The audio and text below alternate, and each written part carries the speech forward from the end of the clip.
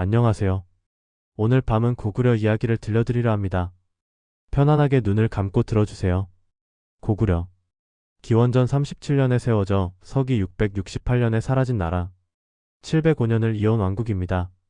우리는 광개토 대왕과 을지문덕 정도를 기억합니다. 하지만 고구려에는 우리가 모르는 이야기가 훨씬 더 많습니다. 오늘 밤 우리는 함께 시간을 거슬러 올라갑니다. 압록강 어기로 평양성으로 광활한 만주 벌판으로. 그곳에서 700년을 살았던 사람들의 이야기를 천천히 들어보겠습니다. 지금부터 우리는 한 나라의 시간을 걷습니다. 고구려라는 이름으로 불렸던 땅, 그곳에서 사람들이 살았고 선택했고 사라졌습니다. 이야기는 승리의 기록이 아닙니다. 또한 몰락의 이야기만도 아닙니다. 그것은 한 시대가 존재했던 방식이었습니다. 지금부터 시간을 걷는 이야기를 시작합니다. 시작은 기원전 1세기 압록강입니다. 한 젊은이가 강을 건너려 하고 있습니다. 그의 이름은 주몽입니다. 기원전 37년 가을이었습니다. 주몽은 22살이었습니다. 그는 북쪽 부여 땅에서 태어났습니다. 어머니 유아는 강의 신하백의 딸이라 전해집니다. 아버지는 하늘에서 내려온 헤모스라고 합니다. 물론 이것은 신화입니다. 하지만 모든 신화에는 진실의 조각이 숨어 있습니다. 주몽의 어머니가 강 유역 부족의 딸이었을 것이고 아버지는 북방에서 온 부족장이었을 것입니다. 주몽은 부여에서 자랐습니다. 금화왕의 궁에서 자랐지만 그는 왕자가 아니었습니다. 금화왕의 아들들은 주몽을 경계했습니다. 주몽이 활을 잘 쏘았기 때문입니다. 말을 잘 다루었기 때문입니다. 어느 날 왕자들이 주몽을 죽이려 한다는 소식이 들렸습니다. 어머니 유아가 아들에게 말했습니다. 떠나거라. 남쪽으로 가거라. 내가 세울 나라가 거기 있다. 주몽은 3명의 친구와 함께 밤에 도망쳤습니다. 오이 마리협보. 이들은 주몽을 따라 남쪽으로 향했습니다. 며칠을 달려 압록강에 도착했습니다. 강은 넓고 깊었습니다. 뒤에서는 부여의 추격병이 따라오고 있었습니다. 배는 없었습니다. 삼국사기는 이렇게 전합니다. 주몽이 강에게 말했다. 나는 하백의 외손이다. 지금 도망치는 중이니 물길을 열어달라.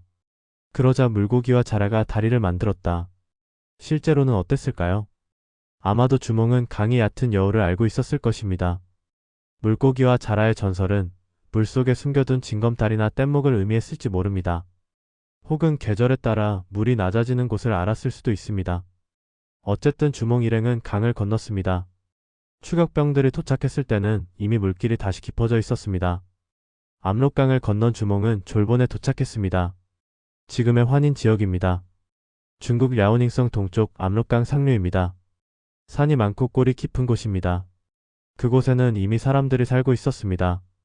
작은 부족 국가였습니다. 그곳의 왕은 연타발이었습니다.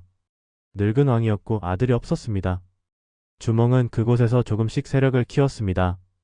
사냥을 잘했고 말을 잘 다루었고 사람들을 잘 이끌었습니다. 연타발왕은 주몽을 사위로 삼았습니다. 얼마 후 연타발왕이 세상을 떠났습니다. 주몽이 왕위를 이었습니다. 기원전 37년의 일입니다. 나라 이름을 고구려라 했습니다. 고구려. 높고 큰 성읍이라는 뜻입니다.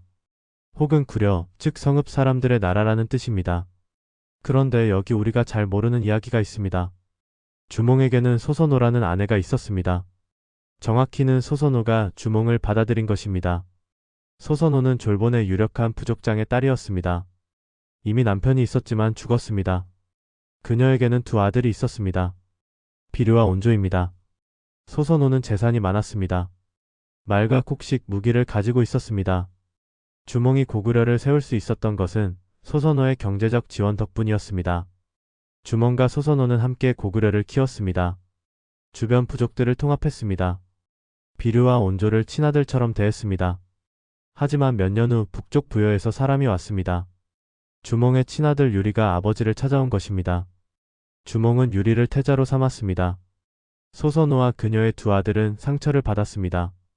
결국 그들은 남쪽으로 떠났습니다. 소선호는 재산을 모두 가지고 갔습니다. 그들은 한강 유역에 도착해 새로운 나라를 세웠습니다. 백제입니다. 역사는 주몽만을 기억합니다. 하지만 고구려 건국에는 소선호라는 여성의 힘이 있었습니다. 그리고 그 여성은 또 다른 나라, 백제를 세우는데도 힘을 보탰습니다. 주몽은 기원전 19년에 세상을 떠났습니다. 제위 19년이었습니다. 아직 나라는 작았습니다. 압록강 상류의 작은 왕국에 불과했습니다. 하지만 씨앗은 뿌려졌습니다. 주몽이 남긴 것은 영토가 아니라 정신이었습니다.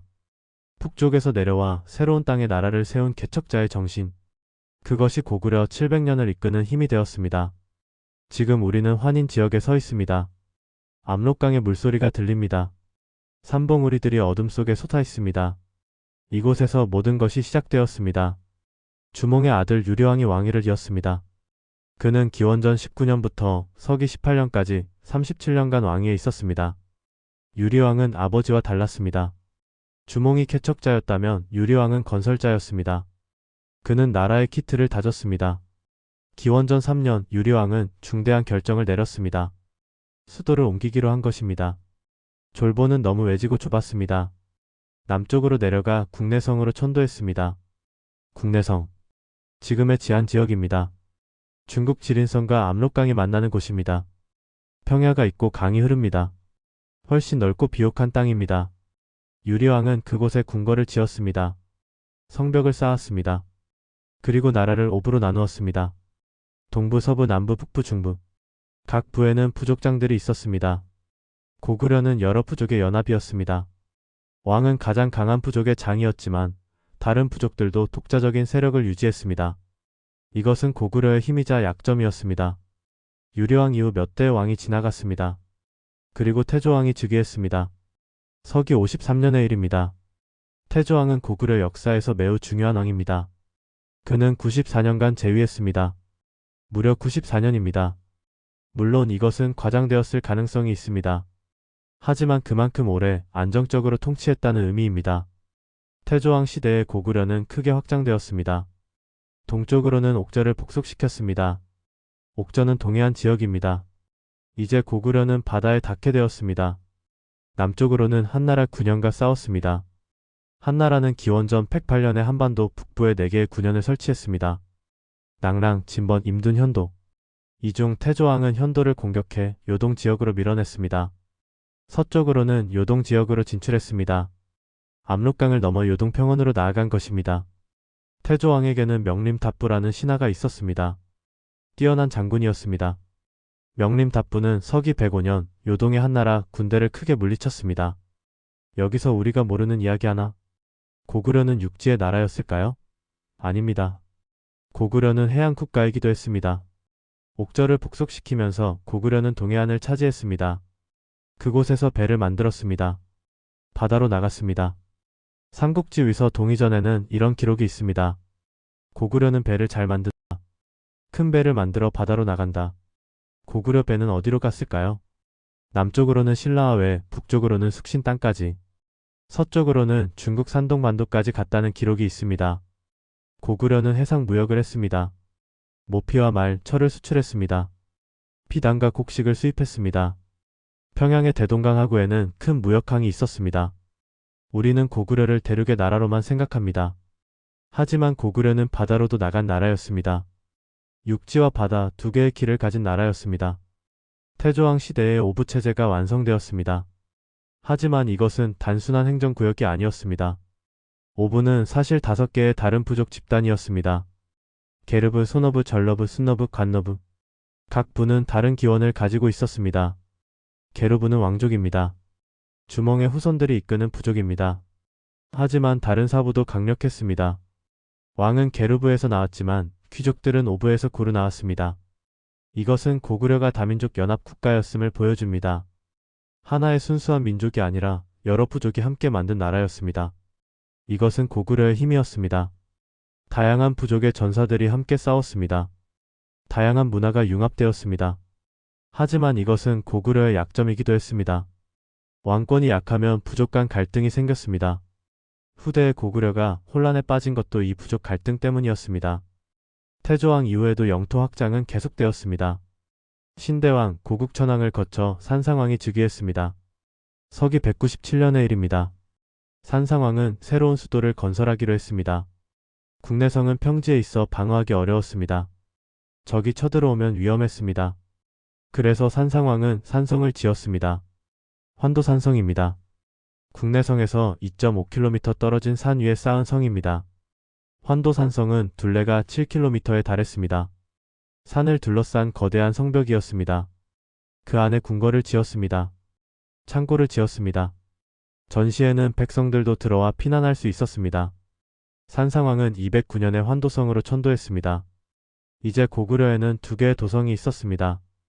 평시에는 국내성에서 생활하고 전시에는 환도성으로 올라가는 것입니다. 이것은 고구려만의 독특한 도성 체계였습니다. 평지성과 산성의 결합. 이 체계는 이후 500년간 유지되었습니다. 3세기 초 고구려는 전성기를 맞이하고 있었습니다. 동천왕이 227년에 즉위했습니다. 그의 시대에 고구려는 크게 번영했습니다. 인구가 늘었습니다. 농경지가 확대되었습니다. 철기 생산이 증가했습니다. 군대가 강해졌습니다. 동천왕은 서쪽으로 계속 진출했습니다. 요동 지역으로 세력을 넓혔습니다. 중국의 공손시 정권과 충돌했습니다. 하지만 중국 대륙에는 새로운 세력이 떠오르고 있었습니다. 위나라였습니다. 위나라는 공손시를 멸망시키고 요동을 장악했습니다. 이제 고구려와 위나라가 직접 국경을 마주하게 되었습니다. 244년 가을, 위나라 장군 광구검이 대군을 이끌고 고구려로 쳐들어왔습니다. 기록에는 수만 명이라 했지만 실제로는 훨씬 더 많았을 것입니다. 동천왕은 군대를 이끌고 맞서 싸웠습니다. 처음에는 고구려군이 우세했습니다. 하지만 위나라 군대는 막강했습니다. 전투 경험이 풍부했고 무기가 좋았고 병력이 많았습니다. 고구려군은 패배했습니다. 동천왕은 환도성으로 올라가 성문을 닫았습니다. 광구검의 군대는 환도성을 포위했습니다. 성벽을 공격했습니다. 몇 달이 지났습니다. 245년 환도성이 함락되었습니다. 위나라 군대가 성 안으로 쏟아져 들어왔습니다. 궁궐이 불탔습니다. 창고가 약탈당했습니다. 백성들이 죽었습니다. 동천왕은 간신히 탈출했습니다. 남쪽으로 도망쳤습니다.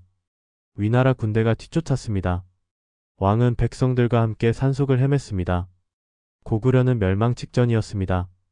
바로 그때 한 사람이 나타났습니다. 을파소입니다. 을파소는 동천왕의 신하였습니다. 그는 적군에게 잡혔습니다. 광구검이 을파소를 신문했습니다. 내 임금이 어디 있느냐? 을파소는 대답하지 않았습니다. 광구검이 협박했습니다. 고문했습니다.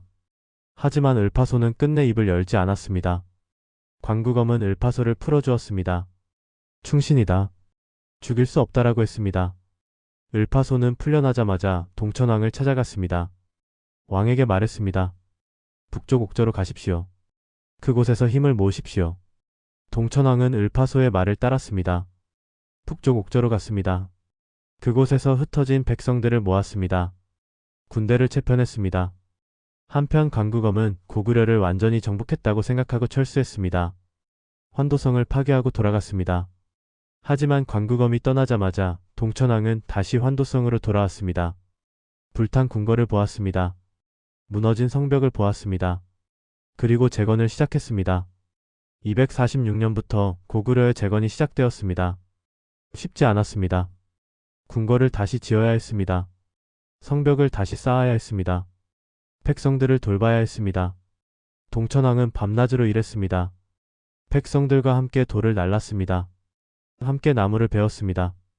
10년이 걸렸습니다. 환도성은 다시 일어섰습니다.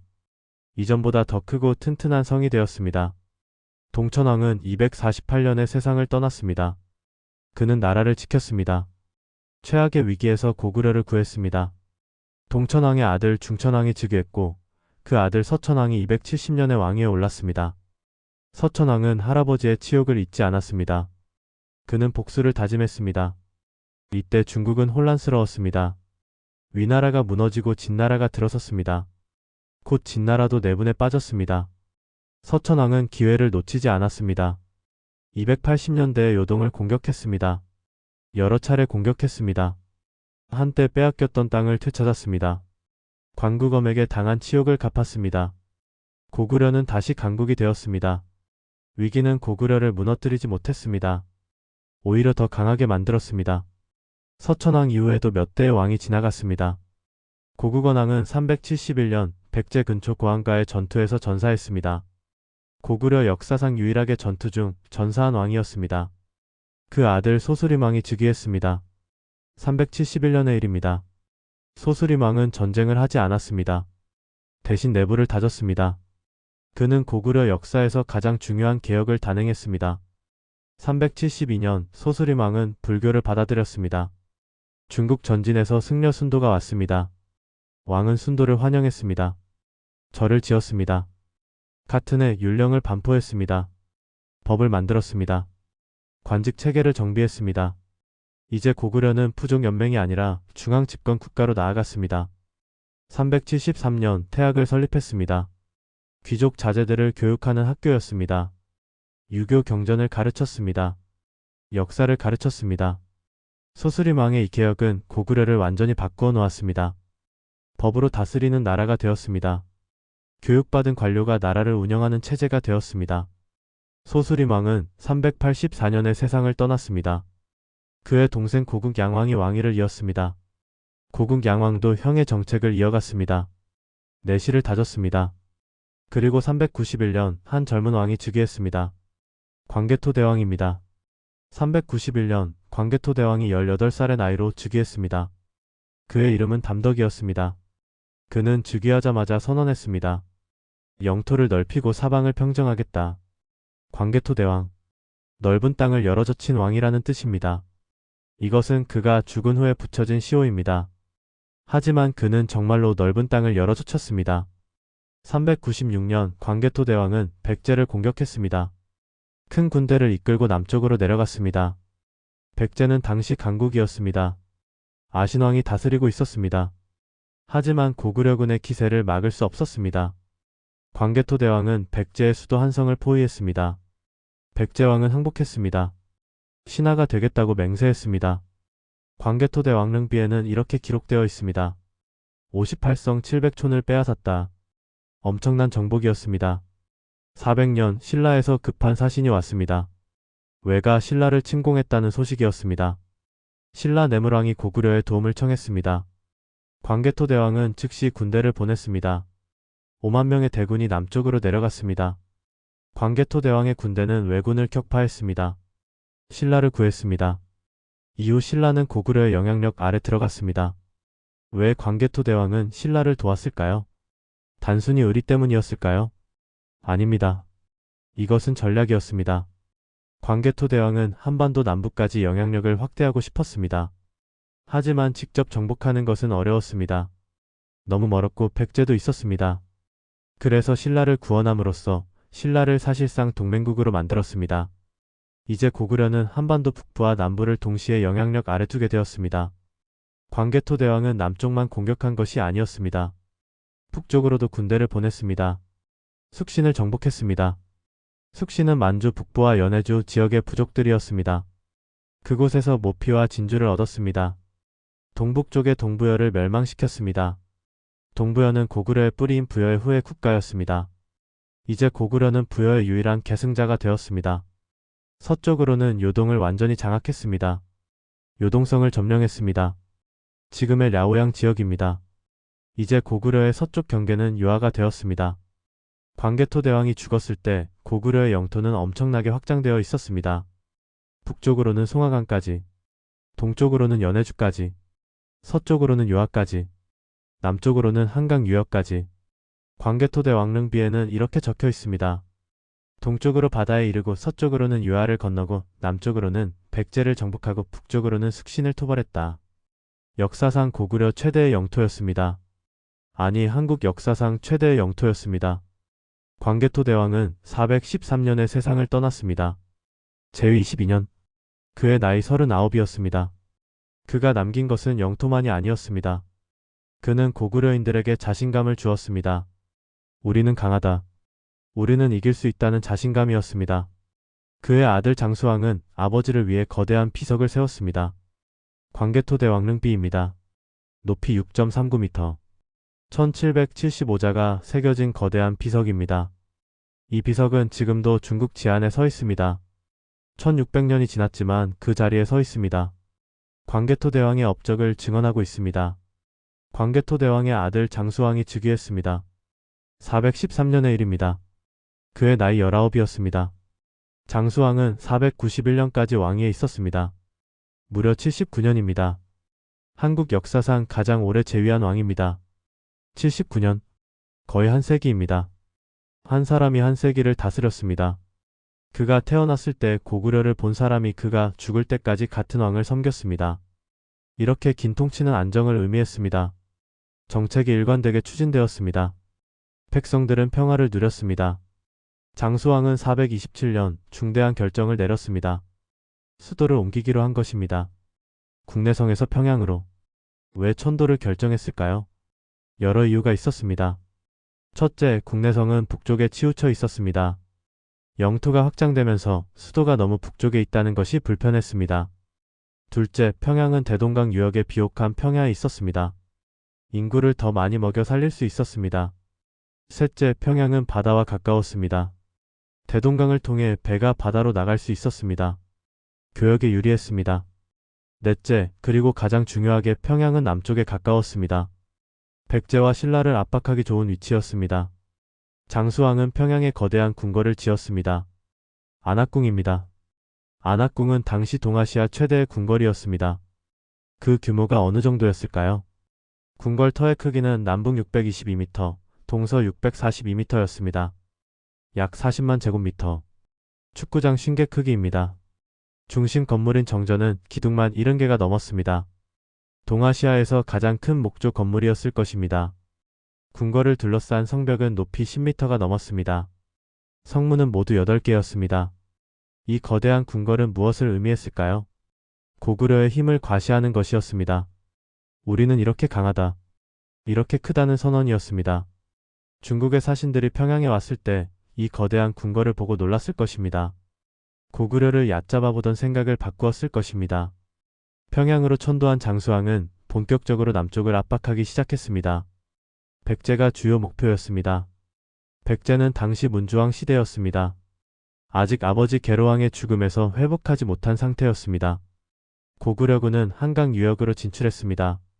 조금씩 천천히 그러나 확실하게 남쪽으로 내려갔습니다. 475년 장수왕은 3만 대군을 이끌고 직접 백제를 공격했습니다.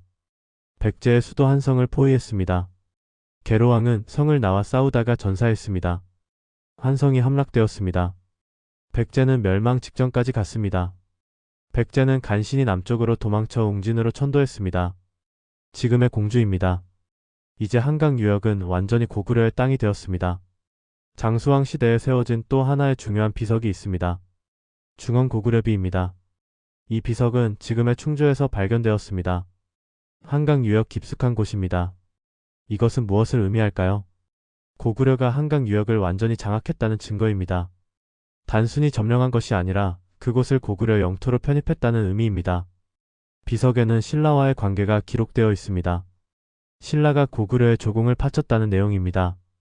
이 시기 고구려는 한반도의 주인이었습니다. 백제는 웅진에 움츠려 있었고 신라는 고구려의 영향력 아래 있었습니다. 장수왕은 491년에 세상을 떠났습니다. 그의 나이 거의 100세였을 것입니다. 그가 남긴 것은 무엇이었을까요? 최대의 영토, 안정된 통치, 강력한 중앙 집권 체제. 하지만 무엇보다 중요한 것은 그가 고구려를 동아시아의 강대국으로 만들었다는 것입니다. 중국도 고구려를 함부로 대할 수 없었습니다.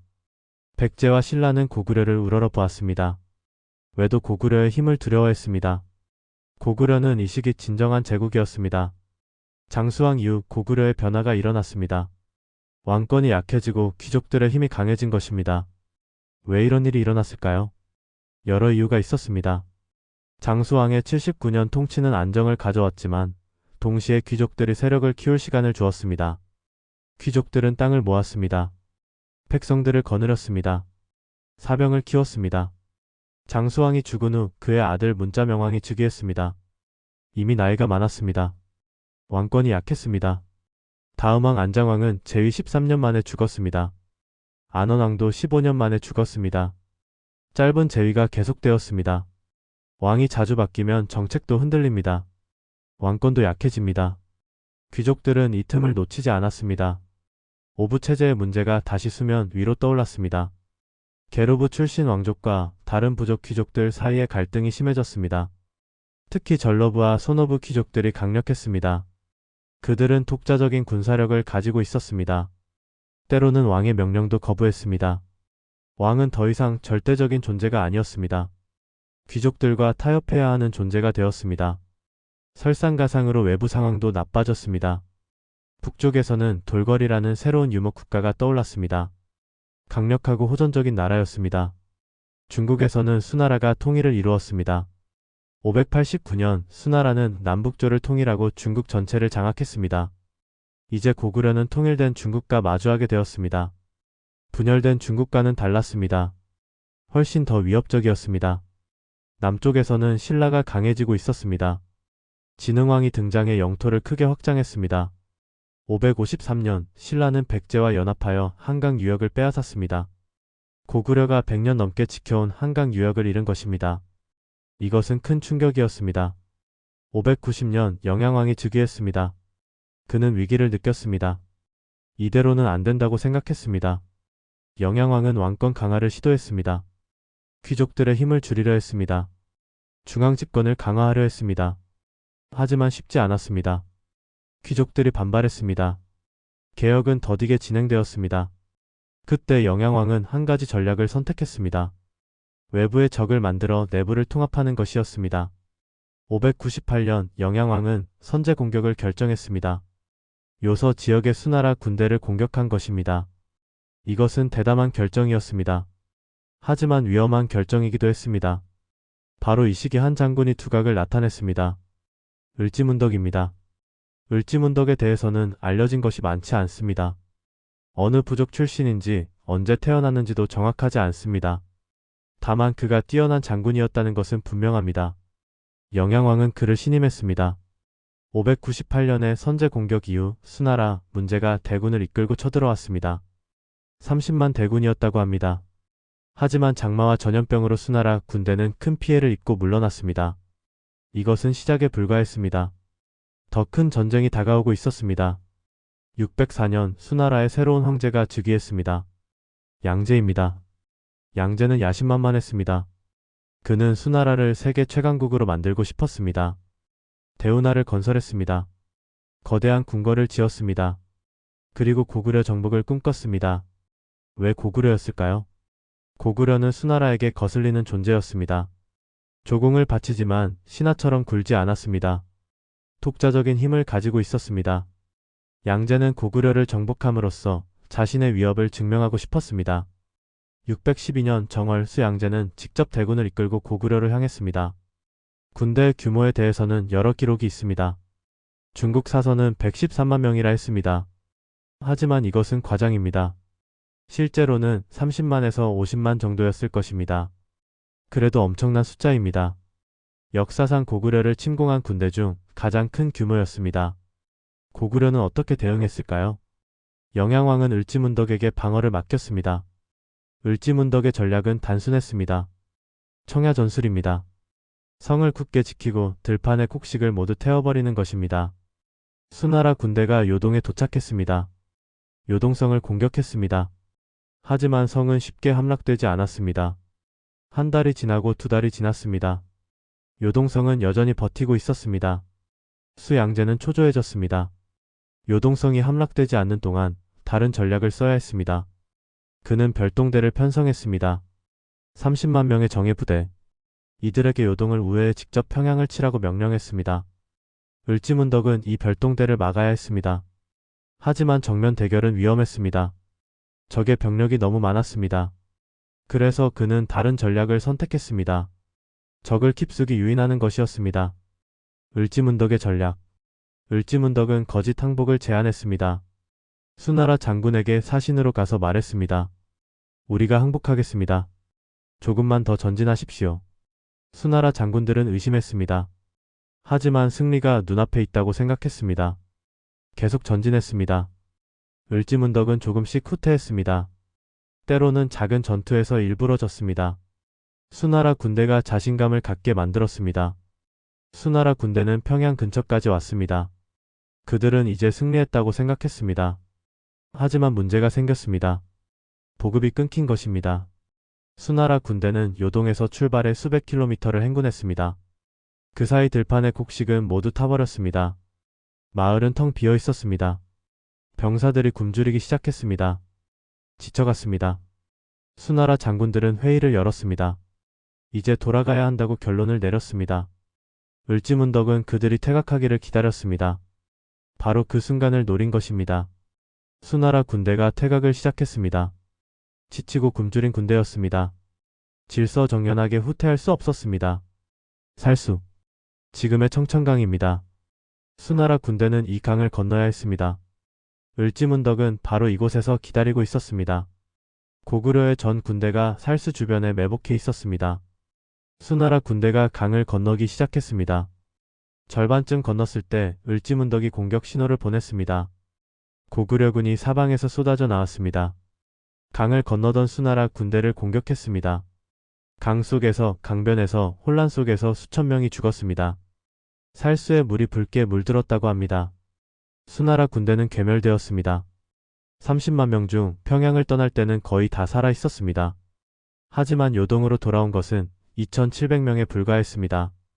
우리는 살수 대첩을 한 번의 전투로 기억합니다. 하지만 실제로는 달랐습니다. 살수 대첩은 여러 전투의 종합이었습니다. 요동성 방어전, 수백 킬로미터의 후퇴, 보급선 차단, 그리고 마지막 살수에서의 선멸전. 이 모든 것이 을지문덕의 계획이었습니다. 처음부터 적을 깊숙이 유인해 굶주리게 만들고 퇴각할 때 선멸하는 것이 목표였습니다. 그리고 이것은 을지문덕 혼자 한 것이 아니었습니다. 요동성을 지킨 장군들이 있었습니다. 평양을 지킨 군대가 있었습니다. 보급을 운반한 백성들이 있었습니다. 살수 대첩은 고구려 전체의 승리였습니다. 을지문덕은 수나라 장군에게 시 한 수를 보냈습니다. 퇴각을 권유하는 내용이었습니다. 그대의 신묘한 계책은 하늘을 덮고 묘한 계산은 땅을 다 써버렸네. 전쟁에서 이미 공을 세웠으니 만족하고 그칠 줄을 알아야 하지 않겠는가. 이 시는 겸손한 척하면서도 사실은 조롱이었습니다. 너희는 이미 졌다. 돌아가라는 의미였습니다. 수나라 장군은 이 시를 읽고 분노했지만 결국 을지문덕의 말대로 퇴각했습니다. 수양제는 포기하지 않았습니다. 613년에 다시 침공했습니다. 614년에 또 침공했습니다. 하지만 모두 실패했습니다. 고구려의 방어는 견고했습니다. 결국 수나라는 이 전쟁으로 국력이 고갈되었습니다. 전국에서 반란이 일어났습니다. 618년 수나라는 멸망했습니다. 고구려는 대제국 수나라를 쓰러뜨렸습니다. 수나라가 무너진 자리에 새로운 왕조가 들어섰습니다. 당나라였습니다. 당나라는 수나라보다 더 강했습니다. 훨씬 더 체계적이었습니다. 태종 이세민은 뛰어난 황제였습니다. 영양왕은 642년에 세상을 떠났습니다. 그의 조카 영묘왕이 즉위했습니다.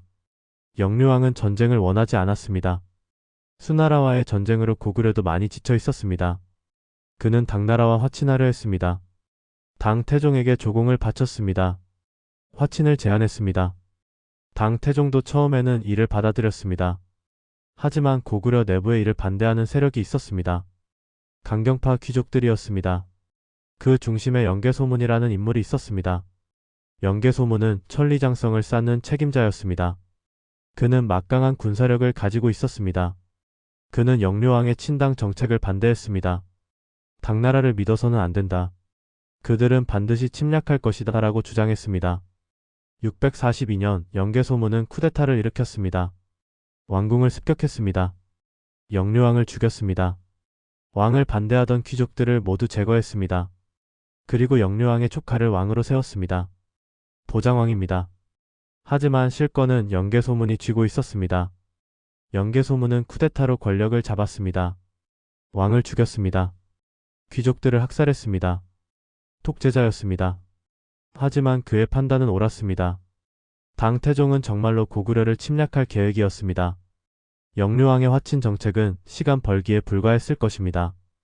영계소문은 고구려를 전쟁 체제로 전환했습니다. 군대를 채편했습니다. 성을 보수했습니다. 식량을 비축했습니다.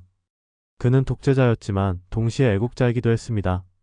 그가 없었다면 고구려는 더 일찍 무너졌을지도 모릅니다. 645년 당 태종이 직접 대군을 이끌고 고구려를 침공했습니다. 수양제처럼 거대한 군대를 이끌고 왔습니다. 당 태종은 수 양제의 실수를 반복하지 않으려 했습니다. 보급을 철저히 준비했습니다. 전략을 세밀하게 짰습니다. 요동성을 공격했습니다.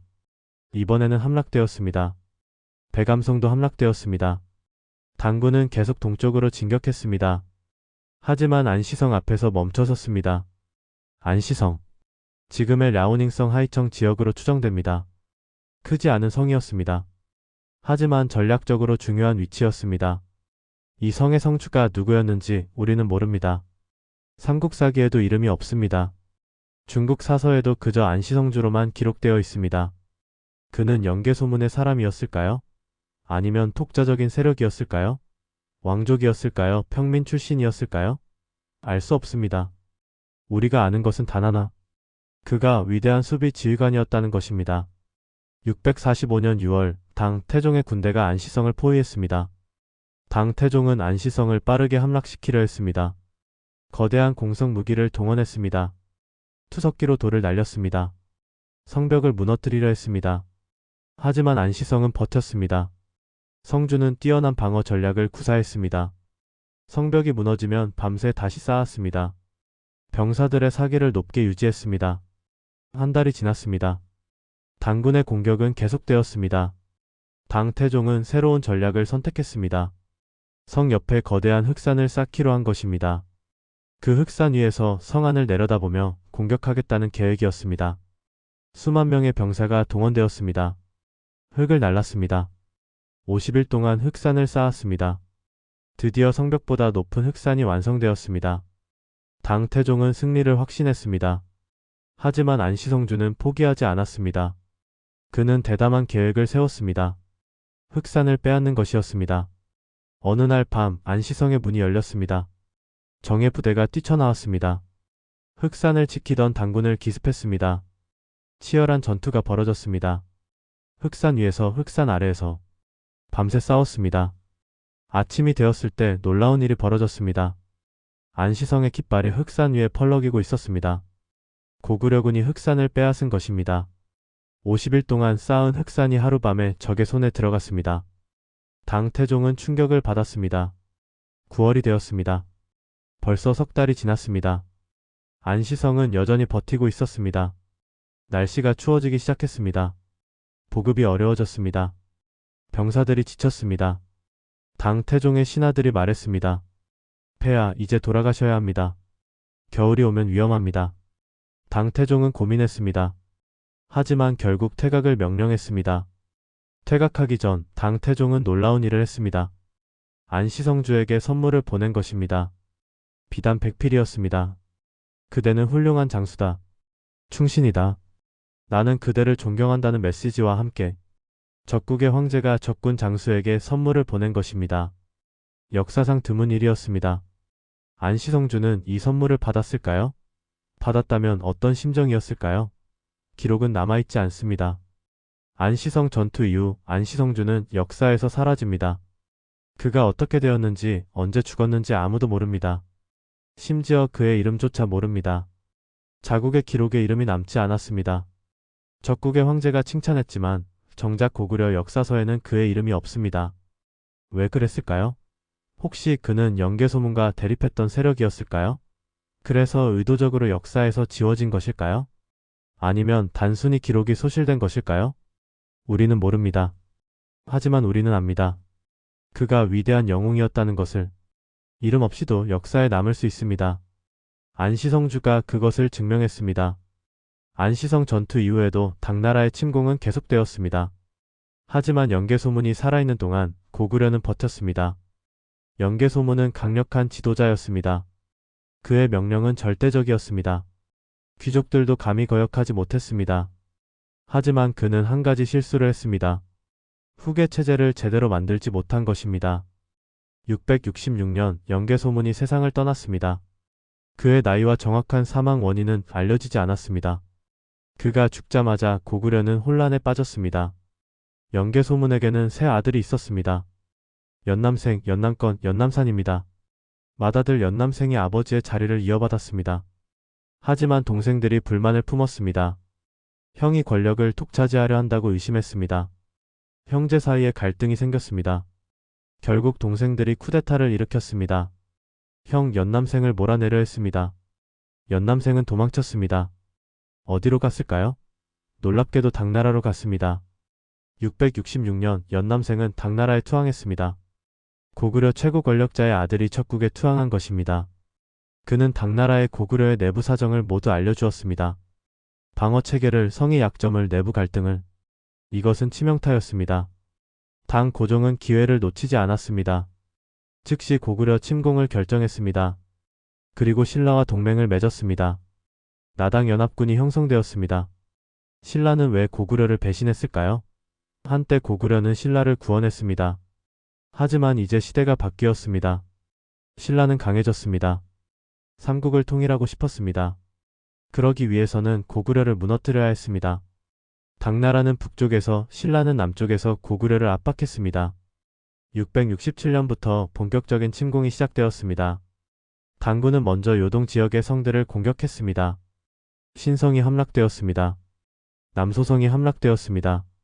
신라군은 남쪽에서 올라왔습니다. 한강 유역을 넘어 북쪽으로 진격했습니다. 고구려는 저항했습니다. 하지만 내부 분열로 힘이 약했습니다. 연남권과 연남사는 권력 다툼에만 신경을 썼습니다. 성들이 하나씩 무너졌습니다. 백암성, 부여성, 대행성. 고구려의 방어선이 무너지고 있었습니다. 668년 봄, 당군과 신라군은 평양을 향해 진격했습니다. 668년 9월, 나당 연합군이 평양성을 완전히 포위했습니다. 평양성은 견고했습니다. 대동강이 자연 방어선이 되어주었습니다. 성벽은 높고 두꺼웠습니다. 하지만 성 안의 상황은 좋지 않았습니다. 식량이 부족했습니다. 병사들이 지쳐 있었습니다. 무엇보다 내부가 분열되어 있었습니다. 연남권은 끝까지 싸우려 했습니다. 하지만 다른 귀족들은 달랐습니다.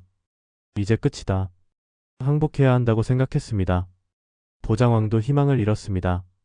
그는 명목상의 왕이었을 뿐 실권이 없었습니다. 한 달이 지났습니다. 성 안에 식량이 바닥났습니다. 9월 21일 평양성의 문이 열렸습니다. 보장왕이 성 밖으로 나왔습니다. 당나라 장군 앞에 무릎을 꿇었습니다. 항복을 선언했습니다. 705년의 역사를 가진 고구려가 이렇게 끝났습니다. 평양성으로 들어온 당군은 궁궐을 접수했습니다. 창고를 열었습니다. 귀족들을 포로로 잡았습니다. 보장왕과 귀족들은 당나라로 끌려갔습니다. 연남권과 연남산도 포로가 되었습니다.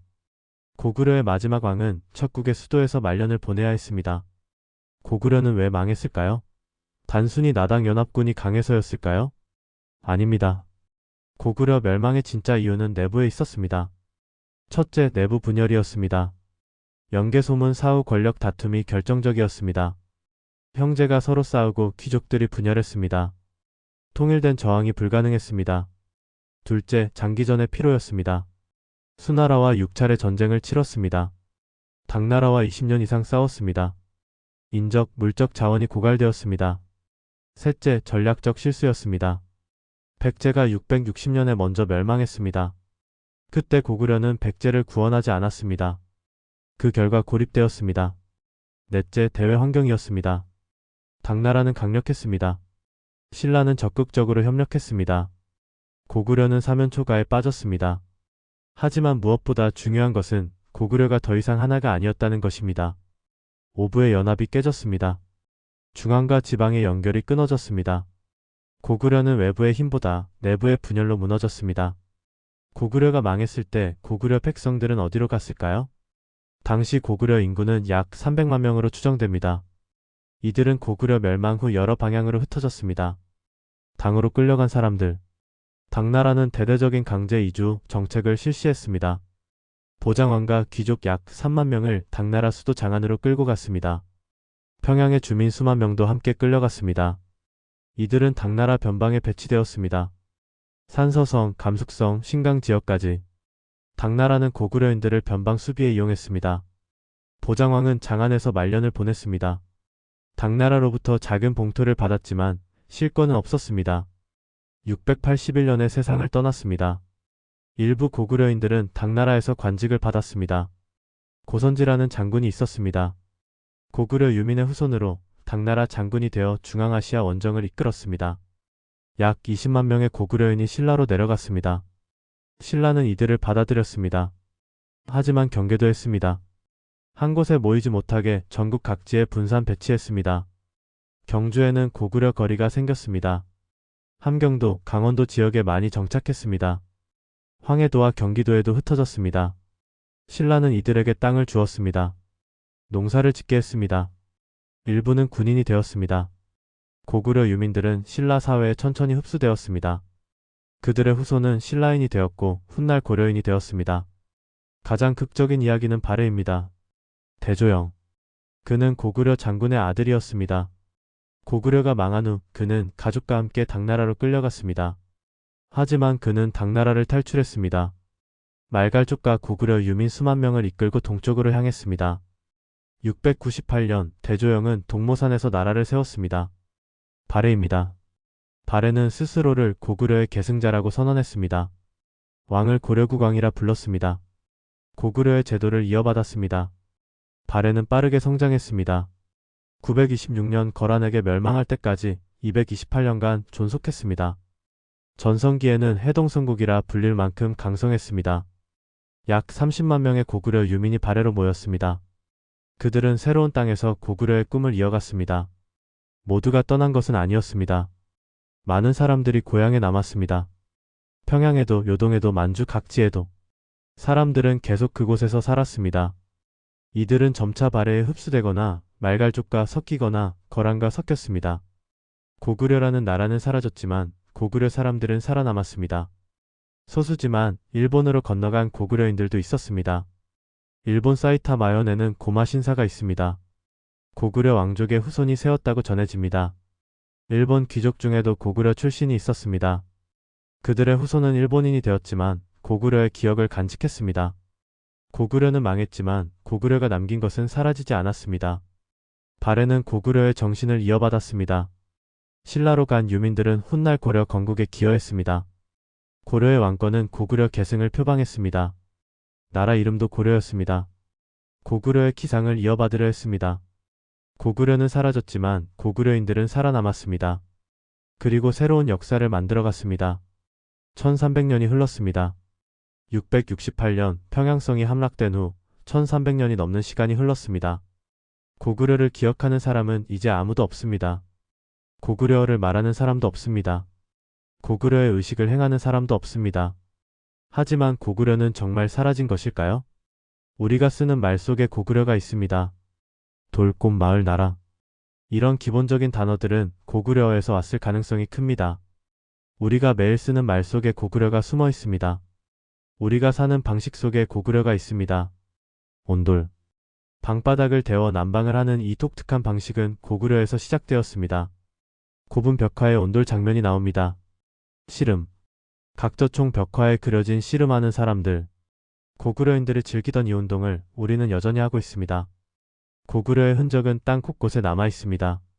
중국 지안에는 광개토대 왕릉비가 서 있습니다. 1600년이 지났지만 그 자리에 서 있습니다. 환도산성도 남아 있습니다. 북한 평양에는 곱은 벽화들이 있습니다. 무용총, 각저총, 강서대묘. 그 안의 벽화들은 여전히 생생합니다. 남한에도 고구려 유적이 있습니다. 아차산성. 남한에 남은 유일한 고구려 성입니다. 서울 한복판에 고구려가 있습니다. 무엇보다 중요한 것은 고구려의 정신입니다. 작은 나라에서 시작해 대제국으로 성장한 이야기. 위기 속에서도 굴하지 않았던 정신. 외부의 침략에 맞서 싸운 의지. 을지문덕이 보여준 지혜. 안시성주가 보여준 용기. 영계소문이 보여준 결단력. 이런 것들이 우리 역사의 자산입니다. 우리 정신의 뿌리입니다. 고구려는 우리가 생각했던 것보다 훨씬 더 복잡하고 풍부한 나라였습니다. 단순한 전사 국가가 아니었습니다. 바다로 나간 해양 국가였습니다. 다양한 민족이 함께 살았던 다문화 국가였습니다. 전쟁만 했던 나라가 아니었습니다. 화려한 벽화를 그렸습니다. 음악과 춤을 즐겼습니다. 아름다운 옷을 입었습니다. 남성만의 나라가 아니었습니다. 소선호 같은 여성이 건국에 기여했습니다. 여성의 지위가 높았던 사회였습니다. 고구려는 우리가 배웠던 것보다 훨씬 더 매력적인 나라였습니다. 668년 고구려라는 나라는 멸망했습니다. 하지만 고구려 사람들은 살아남았습니다. 발해를 세웠고 신라로 갔고 훗날 고려를 만들었습니다. 고구려의 피는 우리 안에 흐르고 있습니다. 고구려의 정신은 우리 안에 살아 있습니다.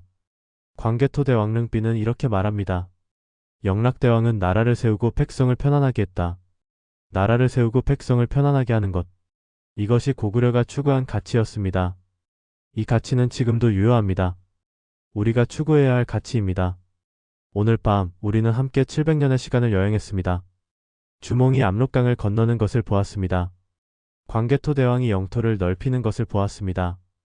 을지문덕이 살수에서 승리하는 것을 보았습니다. 그리고 평양성이 무너지는 것을 보았습니다. 하지만 이것은 끝이 아닙니다. 고구려는 끝나지 않았습니다. 고구려는 우리 안에 살아있습니다. 내일 아침 눈을 뜨면 한번 생각해 보세요. 나는 누구의 후손인가? 어떤 역사의 끝에 서 있는가? 당신 안에 고구려가 있습니다.